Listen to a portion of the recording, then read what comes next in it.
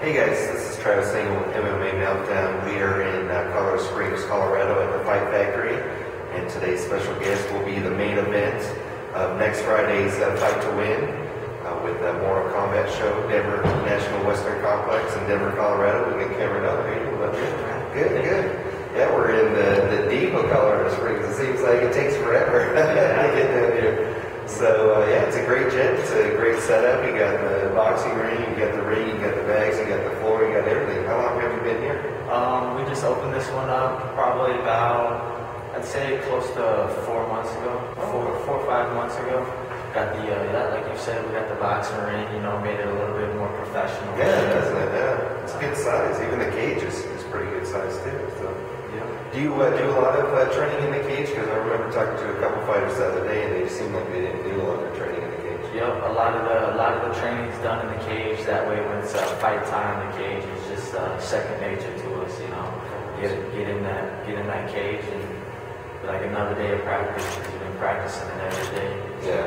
Now, a lot of people know you, if you're familiar with MMA, from the season, the Ultimate Fighter Season 9, where it was the United States versus England, or the United Kingdom, I should say.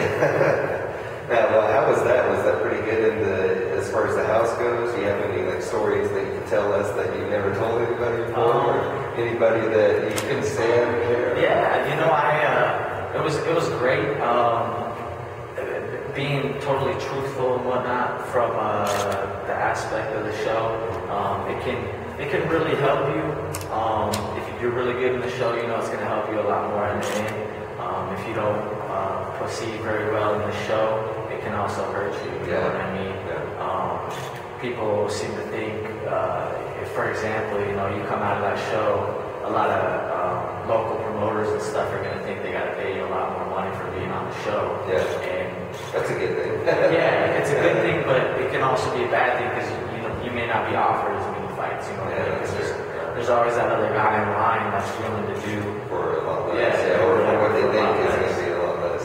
Yeah. So as far as some of the guys, of course, your coach was Dan Henderson. Did you learn a lot from Hendo? Oh yeah, Hendo taught a lot.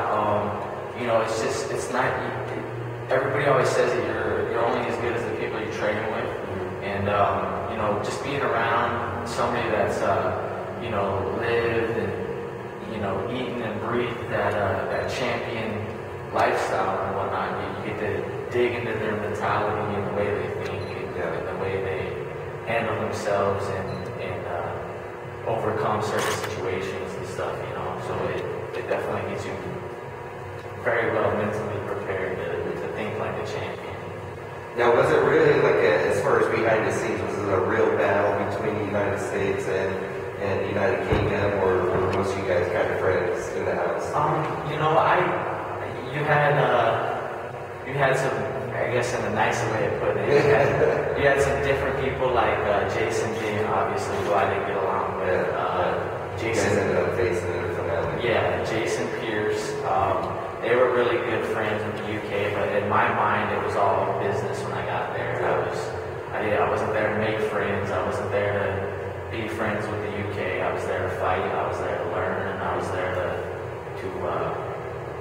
overcome the challenges and stuff that were set in front of me. And I didn't spend much time until maybe the last week in the house. I got to know him a little bit more and talk to him, but other than that, I wasn't there to make friends. In my eyes, I could have been fighting any one of those guys the next week, you know what I mean? So, well, a lot of people thought that, the stuff that Michael Bisping was doing to guys, that he was kind of showing he was kind of a prick to guys. Was that kind of your feeling too? Or? It's funny because everything on the reality show is reality. Nothing's scripted. Yeah. But sometimes, when people get the camera put in their face, they kind of overact. They act a little differently and whatnot. But Michael Bisping, overall, he's a cool dude, man. I mean, behind the scenes, he says some pretty cool things to me, and he can also be a dick. Yeah, exactly. So I know you were released after your loss to Jason Den on there, and then basically it seemed like your 2 submissions loss kind of put you into a gear where you're going to submit guys or make people tap do the strikes. You had 3 wins in a row. You had December of '09. You had against Kitco, and he had Ian Stonehouse, which was pretty damn cool because a lot of people didn't see your finisher ended up being the way it did. So, and then your what was your last fight? You probably rolled, that's right, WC fighter, and he attempted his strikes and stuff. So going against Alvin Robinson in the main event, like Brazilian Jiu-Jitsu,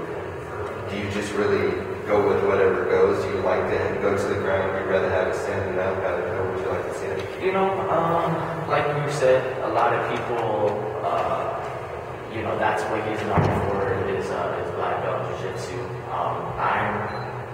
You know, I never really go into a fight with a game plan, because I believe you just got to be well-rounded and be on your tiptoes and be ready for whatever comes. Yeah. You go into a game plan thinking, oh, I got to knock this dude out with the overhand right, or I got to take this guy to the ground. And, you know, you're trying to game plan, all of a sudden the dude's stuffing your takedowns. Yeah, and then you get frustrated. Yeah, you're like, oh man, I don't know what I'm going to do now, you know. So you just got to roll with the punches. You know, I definitely do know what I want to do. Obviously, you know, it's going to have to be adapted to how the fight plays out. I know Alvin's a strong dude. He's going to come out there and he's going to come out ready to go. But I'm just, you know, I believe my stand-up's gotten tremendously better, and I really haven't got to showcase my stand-up in any of my fights, really. Yeah, that's it ends too quick. That's your problem. And you know, but a lot of people think I come from a wrestling background. I wrestled since 6th grade.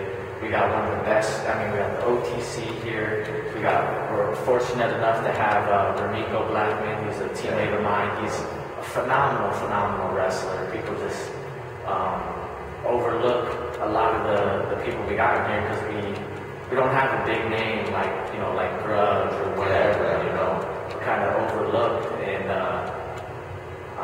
but you know, maybe that's a good thing to be here in Colorado Springs, because you kind of have more focus and stuff, where you don't have to deal with the media all the time, or you have HDNet coming in and stuff like that. So is that probably a good thing on there overall too, because you get to more training in and more concentration? Well, what I like to think about it is, you know, we're not. So we've all been coming up from the ground up. You know what I mean? Everybody that's coming to this gym has come from scratch. We haven't recruited anybody. You know, a lot of the people from Grudge, I'm sorry to say it, but it's simple and it's plain as fact. The fighters they got, you know, Shane Carwin's up there, Nate Marquardt Jr.'s up there, Brendan Schwab, who else? You know, all those guys that go up there, they didn't start there. You know, Trevor never brought those guys from the ground up. He's recruited them and got them from where they already are. They're already athletes, you know what I mean? And I don't know how that works or how you do something like that, but that's what separates us from them, you know what I mean? Or separates us from a few of the other gyms. And I like, you know, I like that. You know, we're not given the limelight like they are because of the names they got in there. We're gonna get there. We're gonna make that name for ourselves eventually. Yeah, that's just great. And some people that you know are viewing this right now might not know your past history. So tell us a little bit about how you got into MMA at all, because I love one of the stories that you really got into the game to begin with. So. Well, when I first started fighting, I was dating a girl back in the day. I was supposed to get in a fight on the streets, and you know, luckily enough, that didn't happen. The guy that I was supposed to fight, though, I ended up hearing his name on the local radio show, 94.3 Kilo, and it was Friday night fight nights down at Icon. Come check out so and so, you know, Colorado Madman, you know, big bad dude or whatever. And I was like, man, that's the guy I was supposed to fight. So I went down there and signed up, and you know, I was 18 at the time, just graduated high school, was working 9 to 5 doing construction, and it's like, you know, I don't know, I had that, I'm still young, but I had that teenage mentality of I hated working my 9 to 5.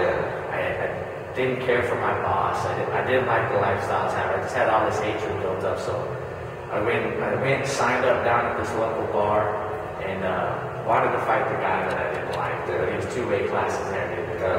So they didn't let us fight, and I said I came down there to fight anyways. They signed me up. I fought, won, And then people were asking like, "Where are you training at?" And I was like, "I just fought off of here." Yeah, you know, I didn't know you trained another guy. Yeah. Yeah, they just signed me up and put me on the dotted line. Yeah. Now, you went to, you told me on the college show about a year and a half ago that you graduated from Doherty High School and you did wrestling and stuff.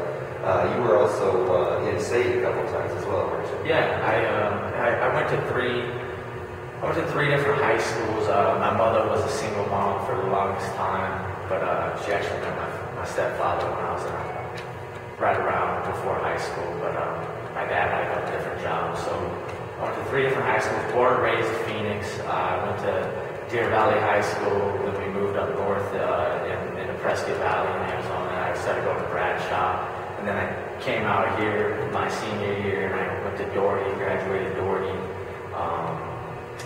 You know, done a lot of wrestling from there and whatnot. Just kind of pretty much that's how you got started. That's really all it is. You started with a wrestling background and then signed on the dotted line.